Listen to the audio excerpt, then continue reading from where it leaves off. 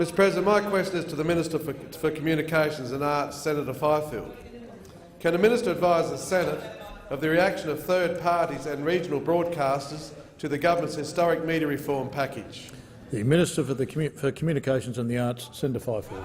Thanks, Mr President, and thank you, Senator Williams, for the question and for your interest particularly in regional communications issues. Mr President, yesterday I announced media reforms which are the most significant in a generation, and I'm pleased to better report to colleagues that the package of measures has been very well received by a broad cross-section of media organisations. For instance, Prime Media Chairman John Hartigan said, "Abolition of the outdated media laws demonstrates the Turnbull government's commitment to television viewers in regional and rural Australia." The CEO of Southern Cross Austereo, Grant Blackley, said, "It's time for the rules to reflect media in the 21st century. We encourage all members and senators to embrace these reforms and support a swift passage through both houses of parliament." The CEO of Network 10, Paul Anderson, said, "Removing these archaic media laws is an important first step in dismantling a set of rules that are making Australian media companies less competitive in a global converged media market." And the CEO of Fairfax, Mr Greg Highwood, said, "Fairfax Media strongly supports the government's decision today to update media ownership laws, making them more relevant by removing outdated and irrelevant restrictions in the legislation. We believe the removal of these restrictions will provide substantial benefits to all Australians by strengthening local media." Mr President, it is clear that I think not only media organisations but particularly consumers recognise that the media laws that we have today just simply don't reflect the world that we live in. And I think that's probably particularly true of those consumers of media who might be younger than those of us in the chamber here today.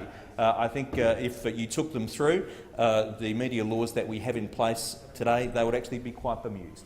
It is time for outdated media laws to go. Thank you, Minister. Senator Williams, supplementary question. Thank you, Mr President. Can the Minister outline how the government's reforms will maintain protections for media diversity? Minister. Thank you, Mr President. Well, there are indeed a plethora of media and news sources now available online. And as I look to the gallery, let me just randomly pick one, for instance, BuzzFeed, which is an example of It is just one of many examples, Mr President, of what you might call non-traditional media that is available online.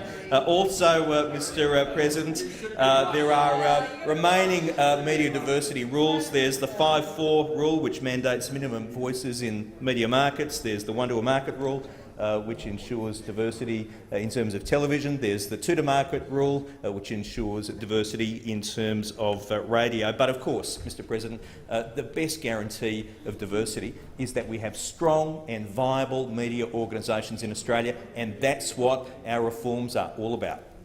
Thank you, Minister. Senator Williams, final supplementary question. Thank you, Mr President. Can the Minister outline how consideration of these reforms as a package is important? Minister. Mr President, I think it's important that these reforms are considered as a package, and it's the government's intention to refer the legislation to the Senate Communications and Environment Committee for consideration.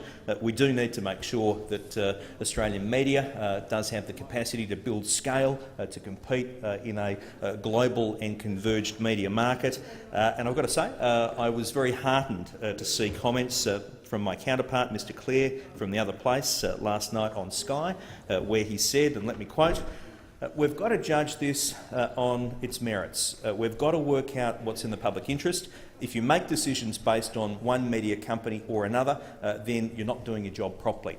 So I think hear to the observations of Mr Clare from the other place. I must say it's been good working with him, and I look forward to continuing to work with him, and I very much hope that we can reach agreement on these important media reforms. Thank you.